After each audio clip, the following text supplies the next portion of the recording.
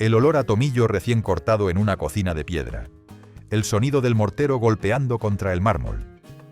Si has crecido en una casa así, o has pasado los veranos en la de tu abuela, lo que vas a escuchar hoy te va a devolver a ese sitio de golpe.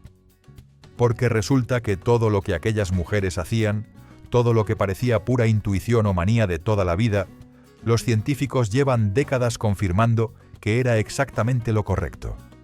Eso es de lo que va este video. Prepárate para revivir uno por uno los 45 trucos de cocina campesina española, que los científicos confirman que eran geniales. Cáscaras de cítricos como repelente y aromatizante. Frotar la piel de un niño con la corteza de una naranja antes de salir a jugar al atardecer, para que los mosquitos lo dejaran en paz. O meter esas mismas cortezas en el orujo que se dejaba macerar durante semanas en el frasco de cristal en la despensa oscura. Quizás en tu casa lo hacían. Quizás lo viste hacer y pensaste que era una de esas cosas de abuelas sin mayor explicación. El limoneno y el linalol que contienen las cortezas de naranja y limón son repelentes de insectos confirmados por estudios entomológicos. Efectivos, reales, medibles. El mismo principio que utilizan hoy muchos repelentes naturales de farmacia, pero en versión de corteza frotada en el brazo de un crío antes de salir al campo. Y esa misma corteza que repelía mosquitos aromatizaba el licor, la mantecada, el bizcocho de las fiestas. Nada se desperdiciaba. Todo tenía al menos 2 usos, a veces 3. Aquel aroma cítrico quedó pegado a los veranos de la infancia, como un escudo invisible hecho de frescor y de cariño.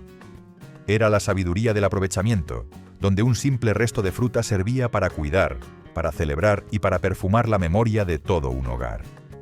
Agua de arroz para los niños con diarrea. El agua sobrante de cocer arroz blanco. Esa agua turbia, casi lechosa, que otras veces se tiraba por el fregadero sin pensarlo. Cuando un niño tenía el estómago revuelto, esa agua era el primer recurso antes que cualquier otra cosa. Se le daba templada, a sorbitos pequeños con una pizca de sal. Y funcionaba. El almidón del arroz actúa como absorbente intestinal y aporta glucosa y electrolitos de forma suave sin irritar las paredes del estómago. La Organización Mundial de la Salud ha reconocido las soluciones de rehidratación basadas en agua de arroz como eficaces en el tratamiento de la diarrea aguda. Las campesinas españolas no lo llamaban rehidratación oral, lo llamaban agua de arroz. Pero el niño mejoraba y eso era lo único que importaba. Hoy, ese aroma nos devuelve al refugio del hogar, una herencia de amor que une la ciencia con el alma de nuestras abuelas, demostrando que lo esencial sobrevive al tiempo y siempre cura con su latido más profundo y tierno. En cada taza humeante había también paciencia, manos que sostenían la frente caliente y silencio atento junto a la cama. Era medicina sencilla y presencia constante, una forma antigua de cuidar que no necesitaba más que fuego, arroz y cariño. Infusión de tomillo para lavar heridas y trapos de cocina. En el campo te cortabas con cualquier cosa. Con el azadón, con la hoja del cuchillo de pelar, con los bordes del zinc de la artesa, con el hilo metálico que sujetaba el sarmiento. Y lo primero que hacía tu abuela era coger tomillo. Tomillo silvestre del que crecía sin cuidado en el lindero del huerto. Hervía un poco de agua, lo dejaba templar y con ese agua te lavaba la herida mientras tú hacías pucheros.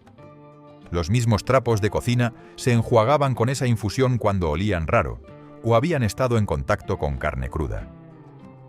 El timol y el carbacrol presentes en el tomillo son antisépticos de amplio espectro. Su eficacia contra Staphylococcus aureus, E. coli y Candida ha sido confirmada por múltiples estudios microbiológicos publicados en revistas especializadas.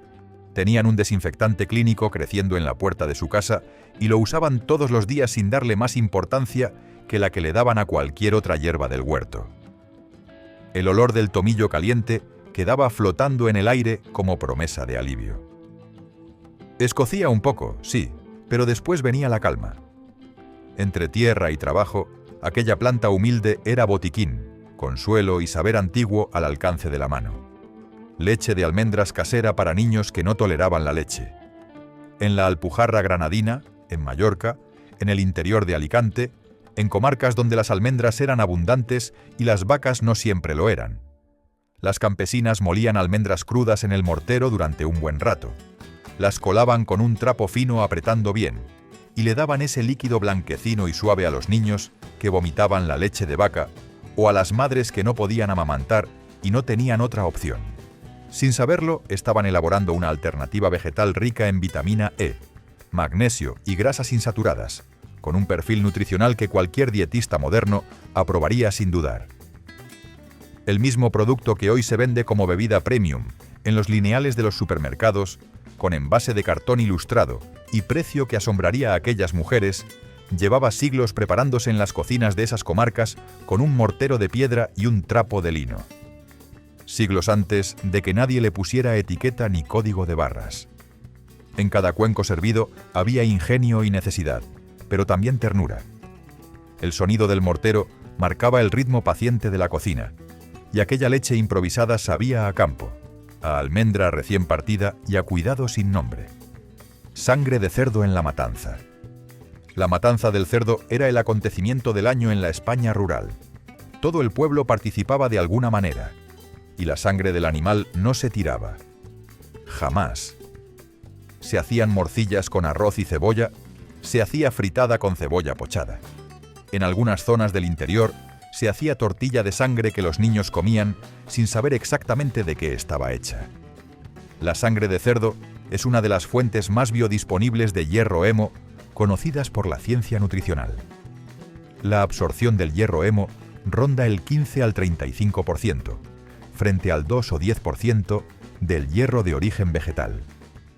En épocas de carencia y trabajo físico intenso, esto combatía eficazmente la anemia en poblaciones que no podían acceder a suplementos de ningún tipo. Las campesinas no conocían el término biodisponibilidad. Sabían que la sangre era buena y que no se desperdiciaba. Tenían razón en las dos cosas. Aquel día olía a humo, a especias y a comunidad reunida alrededor del esfuerzo compartido. Cada parte del animal encontraba destino y sentido. No era solo alimento, era previsión para el invierno, respeto por la vida sacrificada y celebración humilde de la abundancia. Tagarninas, collejas y espárragos trigueros silvestres. Salir a coger cosas por el campo antes de que hubiera supermercados era parte normal de la vida, no una actividad de fin de semana. Las tagarninas en Andalucía, las collejas en Castilla y Extremadura, los espárragos trigueros delgados y verdes en casi toda la península. Se recogían en cunetas, en linderos, en los bordes de los caminos sin asfaltar. Se hacían revueltos con huevo, tortillas, potajes de legumbres. Los análisis nutricionales modernos confirman que muchas de estas plantas silvestres tienen mayor concentración de antioxidantes, fibra y micronutrientes que sus equivalentes cultivados en invernadero y fertilizados. Lo silvestre, lo que no había recibido abono, ni riego, ni cuidado especial, resultaba ser más nutritivo que lo cultivado con esmero y vendido en bolsa de plástico. Eso dice mucho de lo que el campo daba por sí solo cuando nadie lo había tocado. Aquella sabiduría popular, grabada en manos curtidas por el sol, nos recuerda que la tierra siempre fue generosa. Hoy, rescatar esos sabores olvidados es volver a una esencia pura, donde cada brote silvestre guarda el alma de nuestra propia historia. Suero del queso para amasar pan y hacer sopas. Cuando se cuajaba la leche para hacer queso fresco en el trapo colgado de la viga, sobraba ese líquido amarillento y suave que goteaba durante horas sobre el barreño. Muchas lo usaban para amasar el pan del día siguiente, para hacer sopas de invierno, o simplemente se lo daban a los cerdos para que no se perdiera. El suero de leche contiene proteínas de alto valor biológico, entre ellas la lactoalbúmina y la lactoglobulina, además de lactosa, vitaminas del grupo B y minerales. Es exactamente el mismo whey protein que hoy se vende en botes de 1 kilo en las tiendas de suplementos deportivos, con sabores a vainilla y chocolate y fotografías de culturistas en la etiqueta, a precios que harían reír a cualquier quesera gallega del siglo pasado. Lo que sobraba de hacer queso un martes por la mañana era, nutricionalmente, un alimento completo y valioso. Nadie hablaba entonces de batidos postentrenamiento ni de recuperación muscular. Era simplemente aprovecharlo todo, honrar lo que daba la vaca y entender, sin etiquetas ni marketing, que la fuerza también nacía en aquellas cocinas humildes llenas de vapor y paciencia. Grasa de pella del cerdo para las torrijas y los dulces de Semana Santa. La grasa perirrenal del cerdo, la pella, esa grasa interior blanca y limpia que se derretía despacio y olía a pocas cosas. Se usaba para freír los dulces de Semana Santa en muchas casas donde el aceite de oliva se guardaba para lo cotidiano y la pella se reservaba para las ocasiones especiales. Esa grasa tiene un punto de humo más alto que el aceite de oliva virgen extra, alrededor de 205 grados, lo que produce frituras más crujientes, más estables y menos absorbentes en grasa. Y es rica en ácido oleico en proporciones similares al aceite de oliva, según análisis bromatológicos realizados sobre grasa de cerdo ibérico. Las torrijas fritas en grasa de cerdo no eran una concesión a lo que había disponible. Eran la elección técnicamente correcta para conseguir el resultado que buscaban. Crujiente por fuera, cremosa por dentro, sin que el aceite se quemara antes de tiempo y amargara la fritura. Aquellas cocinas sabían, sin termómetros ni manuales, cómo dominar el fuego. La experiencia transmitida de generación en generación afinaba cada detalle, demostrando que la tradición también era conocimiento práctico, preciso y sorprendentemente adelantado a su tiempo. Y si estos te han traído algo, espera a ver lo que viene ahora. Porque lo siguiente ya entra en el terreno de lo que todos hemos visto hacer, pero casi nadie ha parado a preguntarse por qué funcionaba exactamente. Patas, crestas y cuellos de gallina para el caldo de enfermos. Cuando alguien en casa estaba malo, con fiebre o con el estómago destrozado, se hacía caldo. Y no con la pechuga, que esa era para dársela al enfermo en trocitos. El caldo se hacía con lo que hoy se tira directamente a la basura sin mirarlo. Las patas arrugadas y amarillas, las crestas rojas, el cuello huesudo que no tenía nada de carne visible. Todo eso se metía en la olla con agua fría y se dejaba cocer durante horas a fuego muy lento. Esos subproductos son extraordinariamente ricos en colágeno tipo 2, ácido hialurónico y condroitín sulfato. La ciencia moderna los vincula con la salud articular, la recuperación del tejido intestinal y la regeneración de mucosas dañadas. El bone broth terapéutico que hoy venden en tiendas de alimentación saludable a precio de perfume tiene aquí, en esa olla de barro con patas de gallina, su origen más directo y honesto. Lo que se hacía por instinto y por no desperdiciar nada era exactamente lo que el cuerpo de un enfermo necesitaba para recuperarse. Aceite de oliva sobre la superficie de las conservas en tarro, los pimientos asados en tarro, el atún casero que se hacía en agosto, los tomates escaldados y pelados que se guardaban para el invierno. Siempre, encima del último trozo, antes de cerrar la tapa con el paño y el cordel, una cucharada generosa de aceite de oliva. Esa capa lipídica impedía el contacto del alimento con el aire que quedaba dentro del tarro. Hoy se confirma como barrera anaeróbica eficaz contra bacterias aerobias que necesitan oxígeno para desarrollarse.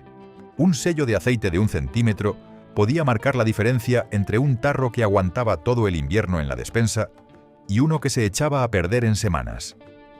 Las campesinas lo hacían por rutina, sin pensarlo, porque así lo habían aprendido y porque los tarros que se hacían así nunca fallaban. Era un gesto pequeño, casi automático, repetido en cocinas silenciosas al final del verano. En aquel brillo dorado flotaba la tranquilidad de los meses fríos, la certeza de que la tierra seguiría presente en la mesa cuando el campo descansara. Luego se alineaban los tarros en la alacena como pequeñas lámparas de otoño, esperando su turno. Cada uno guardaba horas de sol y trabajo, convertidos en alimento seguro para cuando la escarcha cubriera los campos. Guardar los tomates colgados en ristras boca abajo. Los tomates de colgar. Los que se ataban por el rabo en ristras largas que se colgaban del techo de la despensa o del porche cubierto. Siempre boca abajo. En Cataluña y en Levante y en Baleares los llamaban tomaquet de penjar, y eran una variedad específica de piel más gruesa y firme, cultivada precisamente para esto, para durar meses sin nevera ni sal, ni ningún otro conservante que no fuera la posición correcta y un techo seco. La posición invertida reducía la acumulación de etileno en el punto de unión con el tallo, que es la zona más frágil del fruto y la primera en deteriorarse. El etileno es el gas que produce la fruta madura para estimular la maduración de lo que la rodea. Colgándolos al revés, ese proceso se frenaba de forma natural, sin química, sin frío, solo con la orientación correcta, un poco de cuerda y un lugar con corriente de aire. Durante todo el invierno, bastaba descolgar uno y frotarlo sobre pan tostado para que regresara el verano. Aquellas ristras eran despensa y calendario, memoria suspendida en el aire, demostración silenciosa de que conservar también es comprender la naturaleza. Envolver las manzanas en papel de periódico en cajones de madera. En la bodega, en el sótano, en el cuarto más fresco de la casa, donde la temperatura no subía aunque fuera verano afuera. Los cajones de madera con las manzanas envueltas una a una en papel de periódico y colocadas sin tocarse entre sí, formando capas perfectas. El papel absorbía la humedad superficial que en contacto con la piel de la fruta favorece el crecimiento de hongos. El aislamiento individual evitaba la propagación del etileno y de los hongos de una fruta que empezaba a pudrirse al resto de las que la rodeaban. Si una manzana se echaba a perder, solo se perdía esa. Las demás seguían perfectas. Era un sistema de contención tan simple que hoy cuesta creer que funcionara tan bien durante tanto tiempo. Pero funcionaba, y las manzanas de octubre llegaban hasta febrero sin haberse tocado jamás. Al desenvolverlas, el papel guardaba todavía el olor dulce y fresco del otoño. Aquella paciencia ordenada era una forma de previsión humilde, una conversación silenciosa con el invierno que aseguraba fruta crujiente cuando los árboles ya estaban desnudos. Cada capa era casi un ritual, acomodada con cuidado y mirada atenta. En ese orden meticuloso había respeto por la cosecha y confianza en el frío constante de la tierra, aliada discreta que ayudaba a guardar el otoño. Colgar los ajos en ristras cerca de la chimenea. Las orcas de ajos trenzados colgando sobre la chimenea o junto a ella, en el sitio donde llegaba el calor seco, y también algo del humo que subía desde las brasas. El humo residual tenía un efecto fungicida suave que protegía los bulbos externos del ajo. La circulación de aire caliente y seco impedía la acumulación de humedad, que es lo que pudre el ajo desde dentro hacia afuera. Era el precursor natural del ahumado controlado, aplicado a la conservación de un bulbo que en condiciones normales de humedad brota o se enmohece con rapidez. Los ajos así conservados aguantaban hasta la siguiente cosecha sin brotar, sin pudrirse, sin perder la fuerza de su sabor. Y cuando se pelaban en pleno enero, olían exactamente igual que el día que se habían recogido del campo en julio. Eran guardianes pacientes del invierno, colgados como rosarios laicos sobre el fuego. Su aroma impregnando la cocina era la promesa cumplida de que nunca faltaría el sustento, el alma de la casa hecha trenza, latiendo despacio junto a las llamas. Y si el ajo en la ristra te ha traído la imagen de esa cocina, el siguiente te la va a devolver entera con todos sus detalles. Restregar el interior de la cazuela de barro, nueva con ajo y vinagre. La cazuela de barro nueva, antes del primer uso, tenía un proceso obligado que ninguna cocinera saltaba. Se restregaba por dentro con ajos crudos partidos por la mitad, bien fuerte, cubriendo toda la superficie interna. Después se llenaba con agua y un buen chorro de vinagre, y se dejaba en remojo toda la noche antes de usarla. El ajo sellaba los microporos de la arcilla cocida con sus compuestos sulfurados, que tienen efecto bactericida y forman una película protectora sobre la superficie porosa. El vinagre eliminaba restos calcáreos, trazas de la arcilla misma y posibles impurezas que quedaban del proceso de cocción del barro en el horno del alfarero. Hoy sabemos que ese proceso de curado inicial mejoraba tanto la higiene del recipiente como su durabilidad y su comportamiento térmico durante la cocción. Las cocineras lo hacían sin que nadie se lo hubiera explicado en esos términos. Simplemente se hacía así con la cazuela nueva y punto. Era un pequeño ritual doméstico que marcaba el comienzo de muchas comidas futuras.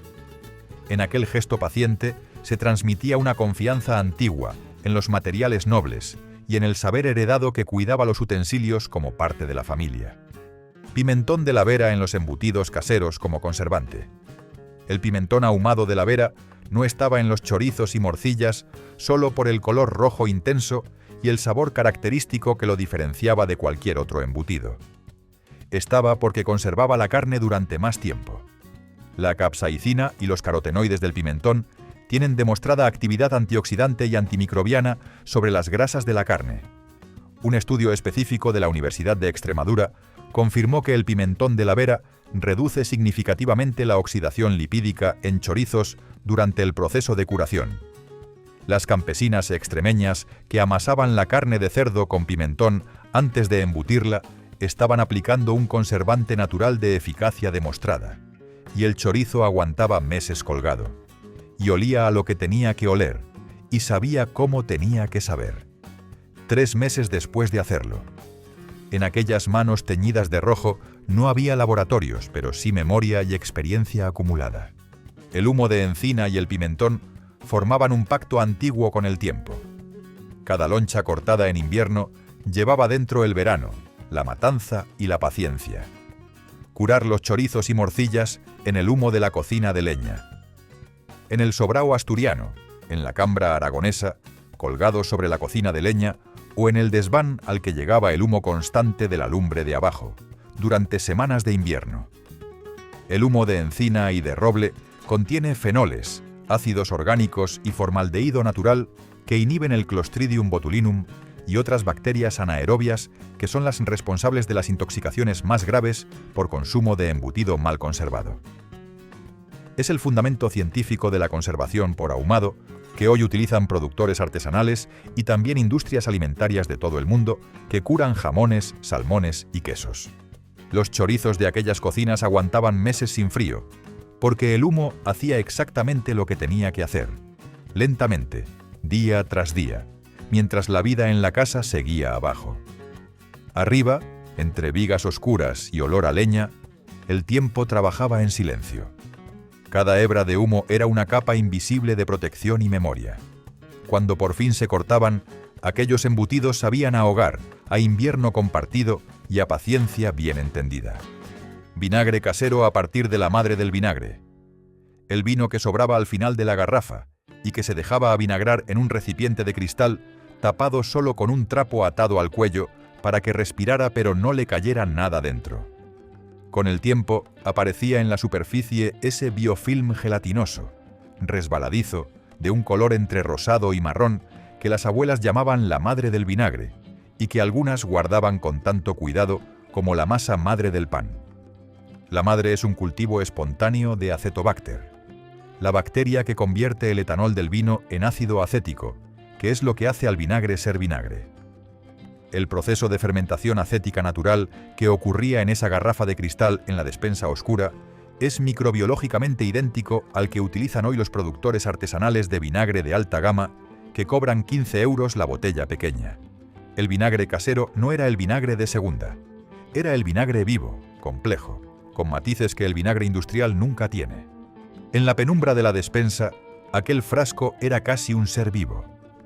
Cada cucharada olía a cosechas pasadas, a sobremesas lentas y a una inteligencia doméstica que sabía transformar lo sobrante en tesoro para el invierno.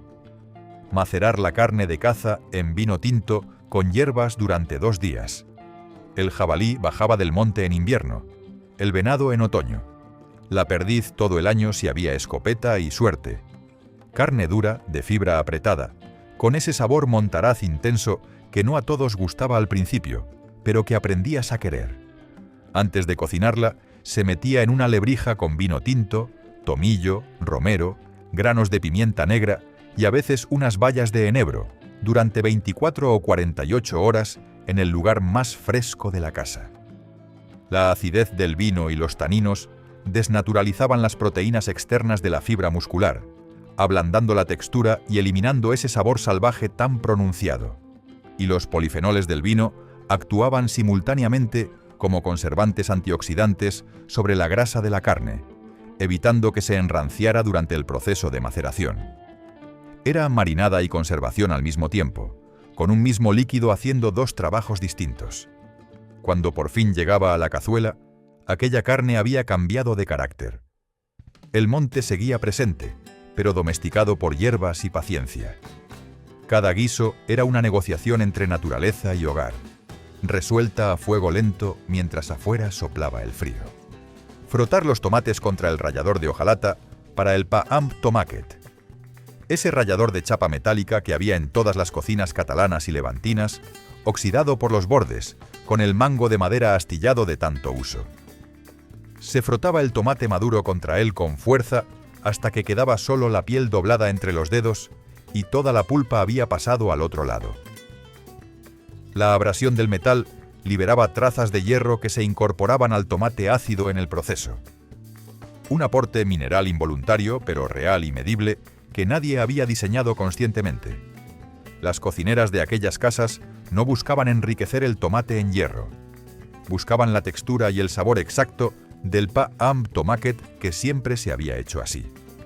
Pero lo conseguían todo a la vez, el sabor y el mineral, con el rallador viejo de toda la vida, que nunca se tiraba porque todavía servía. Sobre el pan tostado, el rojo brillante se mezclaba con aceite y sal gruesa, y cada bocado sabía a verano y a cocina humilde. El rallador guardaba en sus bordes mellados años de desayunos compartidos y cenas sencillas que no necesitaban nada más. Lavar las verduras del huerto con agua y vinagre de vino. Un chorro generoso de vinagre en el barreño de agua de lavado de las verduras que venían del huerto con tierra y todo lo demás que llevaban. Antes de comer la lechuga, el tomate, el pepino recién cogido esa mañana. Se lavaba en agua con vinagre, se aclaraba con agua limpia y listo. El ácido acético al 5%, que es la concentración habitual del vinagre de vino casero sin más, es un desinfectante eficaz contra E. coli, salmonela y listeria, según estudios microbiológicos publicados en revistas de seguridad alimentaria. Las campesinas españolas lo hacían de forma empírica. Lo hacían porque así lo habían aprendido y porque las verduras lavadas con vinagre no ponían enfermos a los niños. La microbiología del siglo XX les puso nombre a los patógenos. Pero el vinagre ya los eliminaba desde mucho antes. Aquel gesto breve, casi sin importancia aparente, llevaba dentro una forma entera de cuidar. Entre el olor áspero del vinagre y el agua fresca del barreño se jugaba la tranquilidad de la casa, esa paz sencilla de saber que la comida venía limpia y segura. Y ahora viene lo que casi nadie recuerda como truco, aunque todos lo han visto hacer 1000 veces. Dejar sudar las berenjenas con sal antes de freírlas. La berenjena cortada en rodajas gruesas sobre el escurridor de la pila, con sal gorda encima espolvoreada generosamente durante media hora larga mientras se hacían otras cosas. El líquido oscuro y ligeramente amargo que iba saliendo se tiraba, y solo después de ese tiempo, a la sartén con aceite bien caliente. La ósmosis extraía el agua interna de la berenjena y con ella los compuestos amargos, principalmente la solanina y las saponinas que concentra esta hortaliza. Pero además, al freírse, la berenjena deshidratada absorbía mucho menos aceite que la berenjena fresca que sale directamente del corte al aceite. Confirmado por estudios de ingeniería de alimentos que midieron la absorción de grasa en ambos casos. Las berenjenas de aquellas cocinas no eran esponjas aceitosas que te dejaban el plato encharcado porque habían sudado media hora sobre la tabla. Ese paso que parecía lento era el que marcaba toda la diferencia.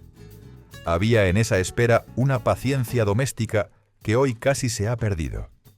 Mientras la sal hacía su trabajo en silencio, la cocina seguía latiendo alrededor. Y luego, al probarlas, quedaba claro que el tiempo bien dado también era un ingrediente esencial del sabor. Amasar el pan sobre madera, nunca sobre mármol ni metal, la mesa de haya o de castaño del centro de la cocina. En eso insistían las panaderas de pueblo. Nunca sobre el mármol del fregadero, aunque fuera más cómodo. Nunca sobre la chapa metálica, aunque fuera más fácil de limpiar. La madera mantenía una temperatura estable y ligeramente templada, que favorecía la actividad de la levadura durante el amasado. El mármol y el metal tienen una capacidad de absorber calor mucho mayor y enfriaban la masa rápidamente, ralentizando la actividad enzimática de la levadura y alargando o arruinando la fermentación. La diferencia de temperatura entre una superficie y otra podía suponer que la masa subiera con alegría o que se quedara encogida y pesada toda la mañana. Las panaderas lo sabían porque lo habían comprobado. Tocaban la mesa antes de volcar la masa. Si estaba fría, esperaban o la entibiaban con un trapo húmedo caliente. Termostato de madera, controlado con la palma de la mano. En aquella cocina, la ciencia no estaba escrita, estaba sentida.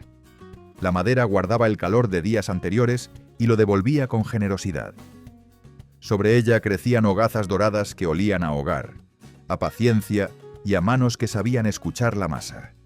Añadir laurel o alga al agua de remojo de las legumbres. En las zonas cantábricas y gallegas, donde el mar estaba cerca, a veces un trozo pequeño de alga kombu recogida en la costa y secada en casa. En el resto de la península, unas hojas de laurel del árbol del patio.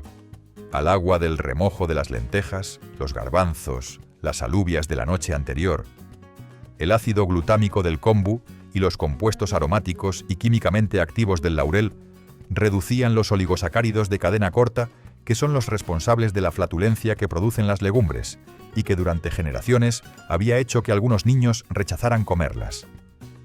Los estudios de nutrición confirman esta reducción de manera mensurable.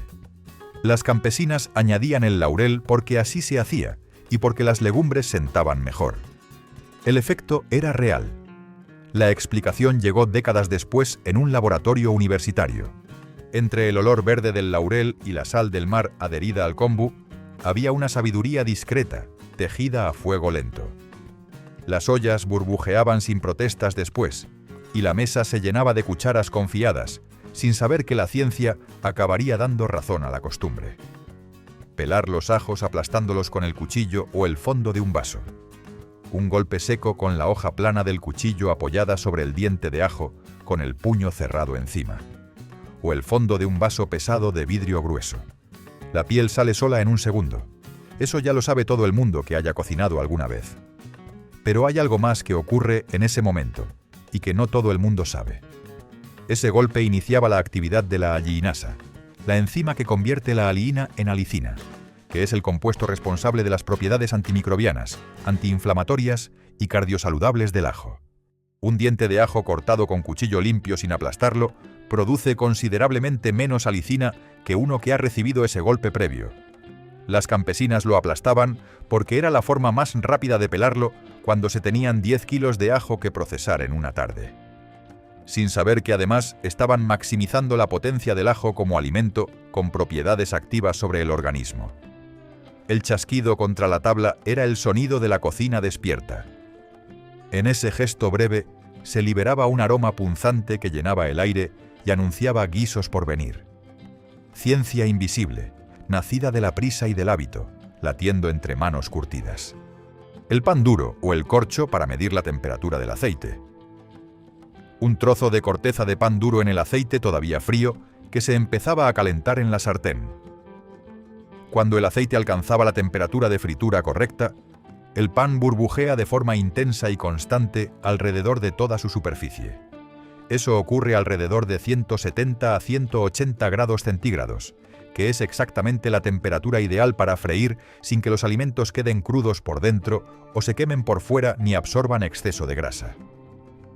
Era un termómetro casero sorprendentemente preciso para algo que no costaba nada ni requería ningún utensilio especial. En algunas zonas del interior de Castilla y de Aragón, usaban un corcho de botella de vidrio limpio y seco con el mismo resultado. Los fritos de aquellas cocinas quedaban crujientes y bien hechos, porque el aceite siempre estaba a la temperatura correcta antes de meter nada dentro. Nadie lo medía. Todos lo veían. Y todos sabían lo que significaba ese burbujeo. Y ahora viene lo que casi nadie ha parado a preguntarse, aunque lo haya visto hacer toda la vida. Moler el pimentón en mortero justo antes de usarlo. El pimentón no se compraba ya molido en tarros que llevaban semanas o meses en el estante desde que se habían abierto. Se compraba en piezas secas enteras, o se secaban en casa los pimientos de la cosecha y se molían en el mortero en el momento en que hacían falta para el guiso o el embutido.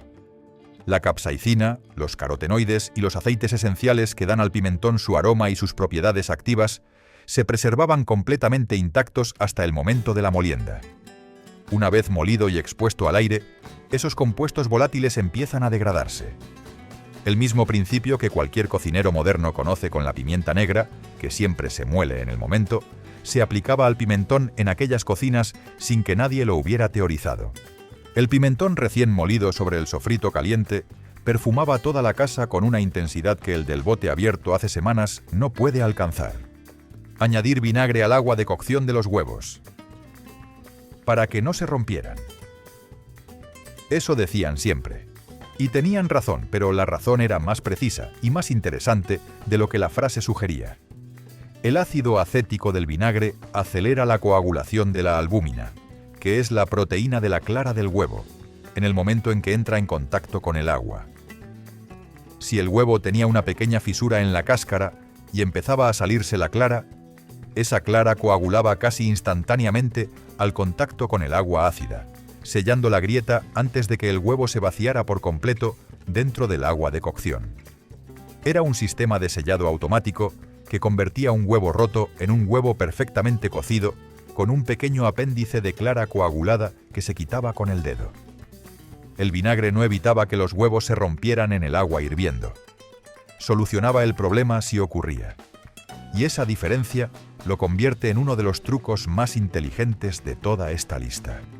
Bicarbonato o ceniza en el agua de remojo de los garbanzos duros, los garbanzos castellanos de secano en pleno enero, los que llevaban meses en el saco de esparto colgado en la despensa y que al tacto parecían piedrecillas, esos que con agua sola y horas de cocción no había manera de ablandar del todo y llegaban a la mesa con el centro todavía duro.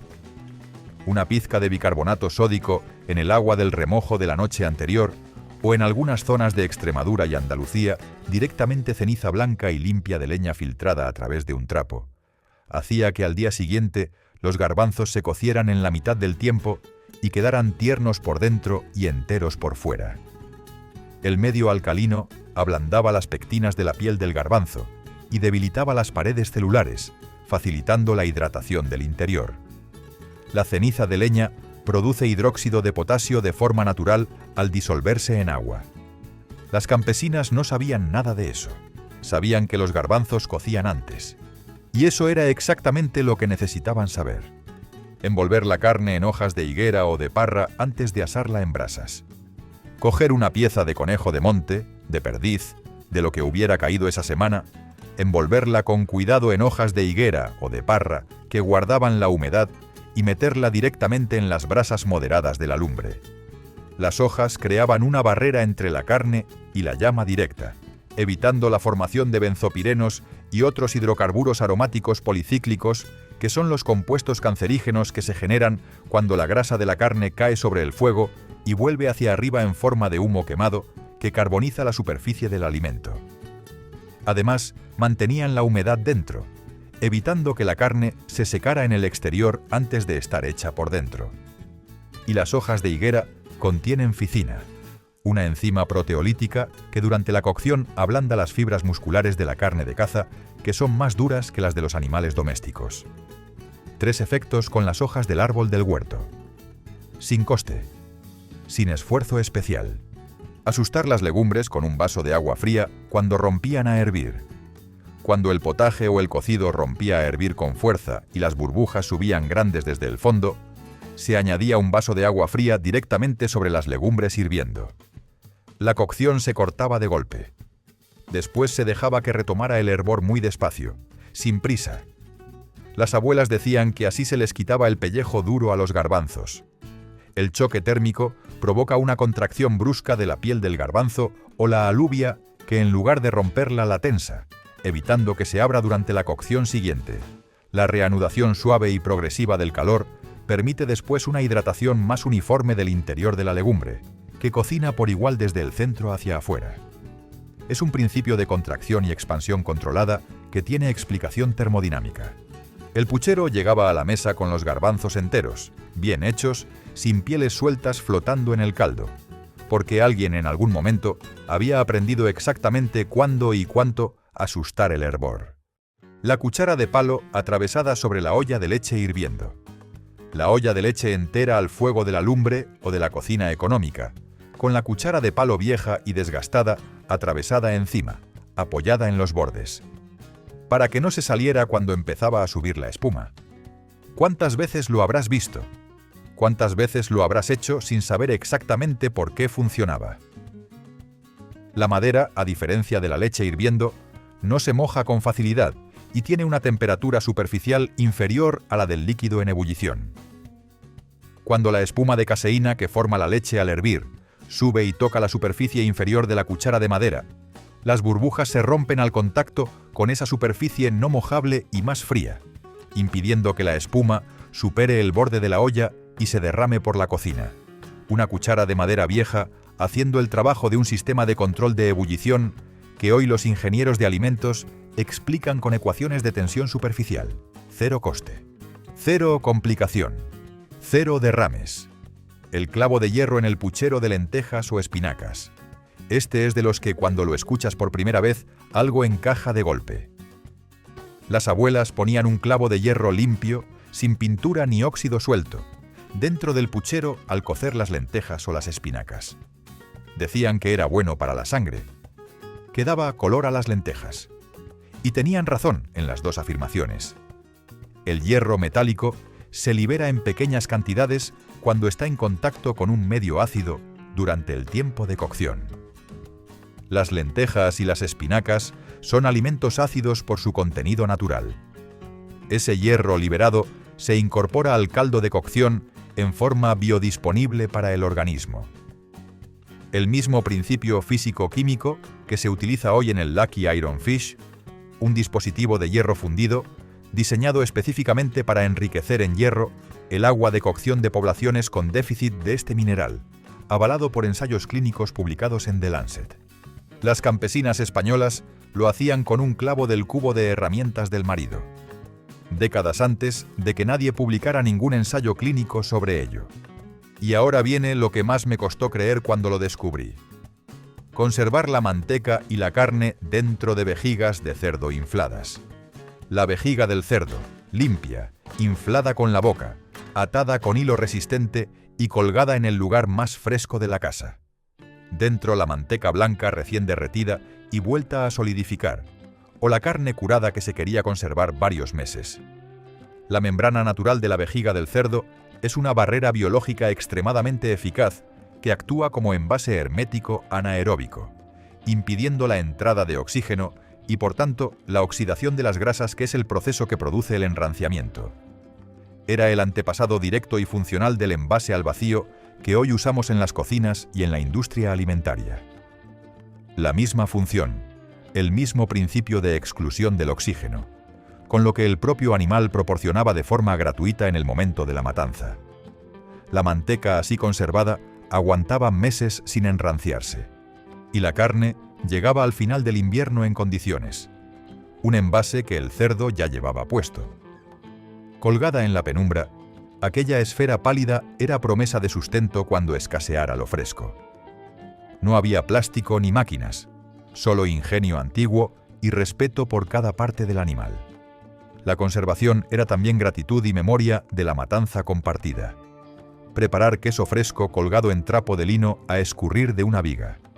El trapo blanco de lino atado a una viga del techo de la cocina o de la quesería, con la cuajada fresca dentro formando una bola pesada y húmeda que goteaba lentamente durante horas sobre el recipiente de abajo.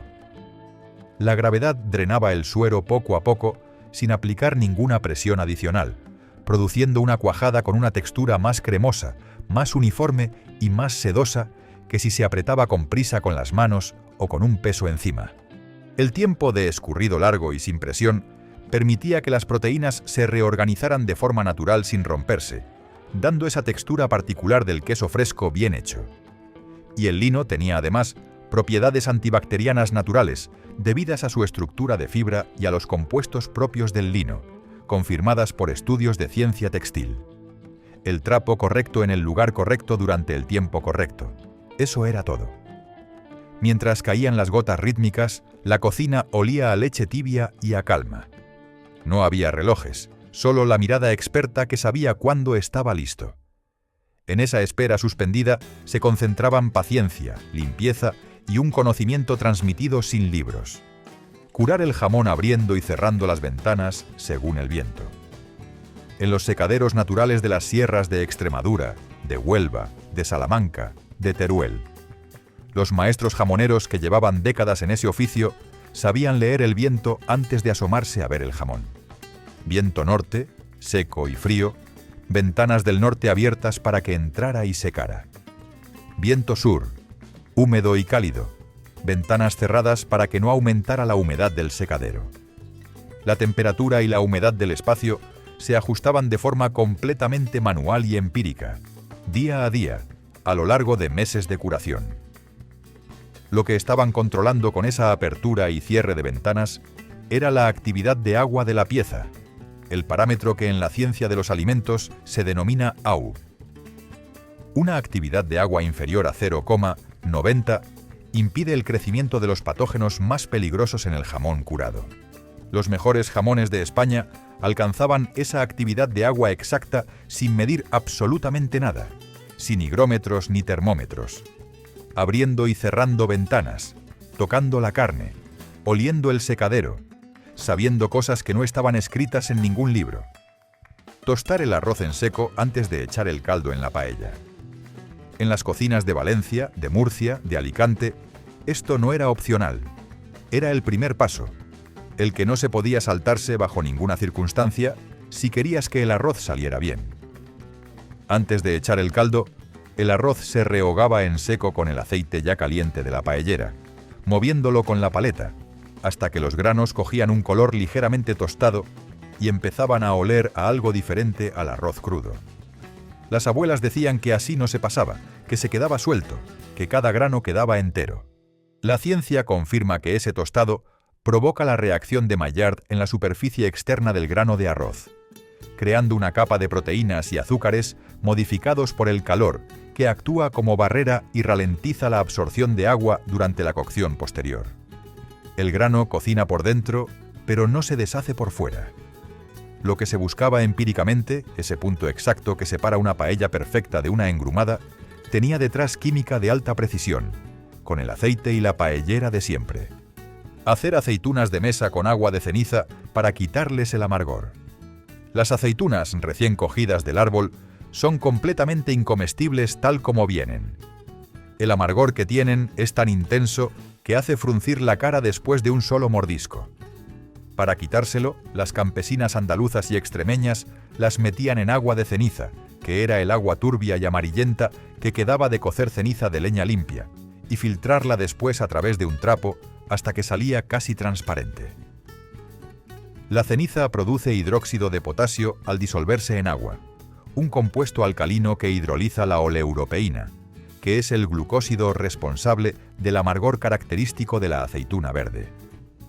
Es exactamente el mismo proceso químico que la industria de las aceitunas de mesa utiliza a escala industrial con hidróxido de sodio, la sosa cáustica, que es más fuerte y actúa más rápido, pero produce el mismo resultado. Las campesinas tenían la misma química en la ceniza del hogar, en versión más suave y más lenta. Sin laboratorio, sin fichas técnicas. El mortero de piedra o mármol para el majado, nunca el metal ni la batidora. Nunca de metal, que da sabor. Eso se decía del mortero en todas las cocinas donde se hacía picada o majado con regularidad. El mármol o la piedra, nunca el hierro ni el aluminio. Y el majado, la picada catalana de ajo con almendras tostadas y perejil, el majado andaluz de ajo y pimentón para el gazpacho, el sofrito de cebolla majada para el arroz, se hacía ahí dentro a golpe de mano de mortero, con paciencia durante varios minutos. La trituración por impacto del mortero rompe las células de los ingredientes de forma mecánica e irregular, liberando los aceites esenciales y los compuestos aromáticos de manera más completa que la cuchilla giratoria de una batidora. La batidora, además, genera calor de fricción durante el proceso de corte que oxida y degrada los compuestos volátiles más sensibles al calor. El mortero no genera calor, solo presión e impacto. Estudios comparativos de técnica culinaria realizados en la Universidad Politécnica de Valencia y en el Basque Culinary Center han confirmado esta diferencia organoléptica de forma medible. La picada del mortero huele y sabe diferente porque es diferente. Las campesinas lo sabían por el olfato. Los científicos lo confirmaron después. Sofreír el tomate hasta que cambiaba de color antes de añadir nada más. El tomate entraba en la sartén caliente con el aceite y al principio era rojo brillante, casi fluorescente, soltando agua por todos lados y chisporroteando. Y había que esperar, remover y esperar más, hasta que el rojo brillante se apagaba y se convertía en un rojo oscuro, casi anaranjado, concentrado, que empezaba a pegarse ligeramente al fondo y olía completamente diferente a lo que había olido al principio. Solo entonces se añadían los demás ingredientes. Lo que aquellas cocineras buscaban empíricamente al esperar ese cambio de color era la caramelización de los azúcares naturales del tomate y la concentración del licopeno, que es el pigmento rojo responsable de las propiedades antioxidantes de este fruto. Los estudios científicos confirman que el licopeno del tomate cocinado con aceite de oliva tiene una biodisponibilidad para el organismo humano hasta 5 veces mayor que el del tomate crudo. El tomate frito con paciencia real, ese que había perdido la mitad de su volumen original en la sartén, era 5 veces más aprovechable para el organismo que el tomate recién cortado. Lo que parecía saber cocinar bien era, sin que nadie lo supiera, optimizar la absorción de un antioxidante potente con cada cucharada de sofrito. Y lo que viene ahora es lo que no te esperas: el hueso de jamón en el fondo del potaje de legumbres. El hueso limpio, ya pelado, el que ya no tenía nada de carne visible en la superficie, pero que guardaba todo lo que no se veía dentro. Al fondo del puchero de garbanzos con espinacas, de lentejas con chorizo, de alubias blancas con morcillo. El hueso de jamón cocía durante horas junto a las legumbres y liberaba sin parar aminoácidos, glutamato natural, calcio y gelatina al caldo que lo rodeaba. El glutamato es el compuesto que produce el sabor umami, esa quinta dimensión del sabor que hace que un caldo sepa a más de lo que tiene y que la boca recuerde mucho tiempo después de haber comido. Los estudios de nutrición confirman que el caldo de huesos largo y lento es una fuente rica en colágeno hidrolizado y minerales en formas biodisponibles para el organismo. El potaje con hueso de jamón no sabía igual que el potaje sin él porque era, en su composición real, otro alimento. Más completo, más nutritivo, más profundo en sabor. El hueso que no tenía carne era, paradójicamente, el ingrediente que más daba. Enterrar los huevos frescos en sal gruesa dentro de una orza de barro. En las semanas previas a que las gallinas dejaran de poner, o cuando la puesta era abundante y no se podía consumir todo antes de que se echara a perder, los huevos frescos se enterraban completamente en sal gruesa dentro de una orza de barro con tapa. Completamente cubiertos, sin que se tocaran entre sí. Y así podían guardarse meses sin nevera ni frío artificial de ningún tipo. La sal gruesa creaba una barrera antibacteriana sobre la cáscara porosa del huevo e impedía la entrada de bacterias y humedad a través de los microporos de la cáscara. Los estudios de ciencia alimentaria sobre la permeabilidad del cascarón confirman que la sal actúa como sellante eficaz de esos poros, manteniendo el interior del huevo estable durante periodos de tiempo considerablemente más largos que sin tratamiento. Las gallinas ponían cuando había que poner y los huevos se guardaban para cuando las gallinas descansaban. Un sistema de almacenamiento de proteína animal sin electricidad que funcionó durante generaciones en toda la España rural. Y ahora llegamos al podio. Los 3 trucos que merecen cada segundo del tiempo que llevas aquí. Conservar el queso y la carne en aceite de oliva en orzas de barro. La orza. Ese recipiente de barro vidriado, ancho y bajo, con las paredes gruesas y la tapa de piedra encima que pesaba lo suficiente para que no se moviera sola. Tu abuela la tenía en la despensa o en la bodega, en el rincón más fresco, y dentro estaba el queso curado sumergido en aceite de oliva virgen hasta el borde. A veces también la carne de matanza, la presa, el lomo de cerdo ibérico que se había reservado para ir comiendo poco a poco durante los meses siguientes. El aceite de oliva dentro de la orza hacía 3 cosas simultáneamente. Primero, creaba un ambiente anaeróbico al privar al alimento del contacto con el oxígeno, impidiendo la oxidación de las grasas y el crecimiento de bacterias aerobias. Segundo, los polifenoles naturales del aceite de oliva virgen actuaban como antioxidantes y antimicrobianos sobre la superficie del queso o la carne sumergidos. Y tercero, el barro poroso de la orza regulaba la temperatura interior de forma completamente pasiva, aprovechando la inercia térmica de la arcilla cocida para mantener el interior varios grados más fresco que el ambiente exterior incluso en pleno verano. 3 efectos simultáneos: el aceite, los polifenoles y el barro, trabajando juntos para conservar el alimento. Sin electricidad, sin frío artificial, sin nada que no fuera barro, aceite y siglos de saber hacer pasado de manos a manos. ¿Tuviste una en casa? ¿La recuerdas en la despensa de tu abuela con la piedra encima? Cuéntanoslo en los comentarios, porque más de uno va a reconocer ese olor cuando se levantaba la tapa. La masa madre heredada de generación en generación. No era una receta.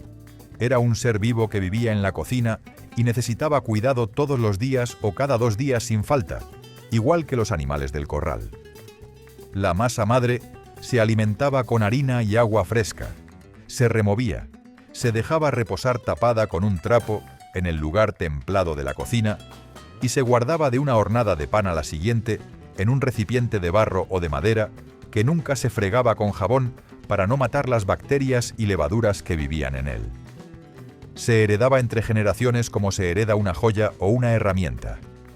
Había masas madre que llevaban décadas en la misma familia, pasando de abuela a madre a hija durante generaciones, cada una añadiendo su harina, su agua, el microbioma de sus manos y de su cocina. Esas masas madre contenían cepas únicas de bacterias lactobacillus y levaduras silvestres perfectamente adaptadas al entorno local, al agua de esa comarca específica, a la harina de ese molino, al aire de esa cocina de ese pueblo. Un microbioma vivo e irrepetible que no podía reproducirse en ningún otro lugar porque había crecido durante décadas en ese sitio concreto. La Purato Sourdough Library, en colaboración con investigadores de la Universidad de Bolonia, lleva años documentando y preservando masas madre de todo el mundo, precisamente porque cada una es única, y algunas están en peligro de desaparecer. La ciencia de la fermentación confirma que el pan elaborado con masa madre tiene mejor digestibilidad que el elaborado con levadura industrial, mayor biodisponibilidad de los minerales del cereal, menor concentración de fitatos que interfieren con la absorción de nutrientes y un índice glucémico más bajo que beneficia especialmente a las personas con sensibilidad a la glucosa. El pan de masa madre artesanal, que hoy venden en panaderías de diseño a 4 euros la barra pequeña, es, en su fundamento biológico, el mismo pan que tu abuela sacaba del horno de leña, calentado con sarmientos los viernes por la mañana. Con la diferencia de que la suya llevaba dentro la historia de su familia y de todas las familias que la habían alimentado antes que ella. Cocinar en puchero de barro a fuego muy lento toda la noche en el rescoldo. El rescoldo. Las brasas que quedaban al final del día en la lumbre, después de que el fuego había estado ardiendo durante horas, ese calor quieto y muerto que no daba llama pero que seguía siendo calor durante muchas horas más. Un calor suave, constante, sin altibajos, sin picos. El puchero de barro se colocaba sobre ese rescoldo antes de que la familia se fuera a dormir. El cocido que había estado preparándose desde la mañana, el potaje de garbanzos con morcilla, la olla que llevaba los trozos de carne más duros que necesitaban más tiempo que todo lo demás. Y se dejaba ahí toda la noche, sin vigilancia, sin ajustar nada. El rescoldo iba perdiendo temperatura de forma tan gradual y tan lenta que el puchero de barro mantenía una temperatura de cocción suave durante horas, bajando poco a poco hasta el amanecer, cuando la familia se levantaba y encontraba el guiso terminado, el caldo oscuro y denso, la carne que se deshacía con solo mirarlo, los garbanzos perfectos. La cocción lenta a baja temperatura, que hoy la gastronomía moderna llama slow cooking y a la que dedica libros enteros y aparatos de alta tecnología, maximiza la extracción de colágeno de los huesos y del tejido conectivo de las carnes, convirtiendo ese colágeno en gelatina que da cuerpo y profundidad al caldo. Mantiene la terneza de las carnes sin que se resequen ni se deshagan en fibras. Permite que los sabores de todos los ingredientes se fundan de forma que ninguna cocción rápida puede lograr, porque el tiempo es el ingrediente que no puede reemplazarse con calor más alto. El hueso de jamón que flotaba en ese puchero toda la noche liberaba sin parar glutamato natural, calcio y gelatina al caldo que lo rodeaba, construyendo capa a capa esa profundidad de sabor que ninguna pastilla concentrada de caldo ha conseguido igualar en toda su historia comercial. y el barro del puchero distribuía el calor de forma homogénea por toda su superficie y lo retenía durante mucho más tiempo que cualquier metal, manteniendo la temperatura estable incluso cuando el rescoldo bajaba, actuando como un acumulador térmico pasivo que alargaba el tiempo de cocción suave más allá de lo que las brasas por sí solas podrían haber dado. Ese puchero en el rescoldo, oscuro y silencioso en la cocina de piedra mientras todos dormían, es la imagen más completa y más honesta de lo que fue la cocina campesina española durante generaciones. Ciencia acumulada durante siglos de observación diaria, de error y corrección, de transmisión oral sin libros, sin laboratorios, sin otra validación que el resultado en el plato y la familia que comía bien o no comía. Los científicos han tardado décadas en explicar con precisión por qué funcionaba cada uno de estos 45 trucos. Ellas lo sabían desde siempre, y lo hacían todos los días. ¿Cuál de estos 45 trucos recuerdas en la cocina de tu casa o en la de tu abuela? ¿Hay alguno que hayas visto hacer toda la vida y que ahora se te explique de una manera completamente diferente? Comparte este video con alguien que también haya crecido con el olor del barro caliente y el sonido del mortero de piedra por las mañanas, porque hay recuerdos que merecen no perderse nunca. Si este video te ha devuelto a esa cocina, aunque sea por un momento, dale a me gusta y suscríbete. Aquí recordamos juntos.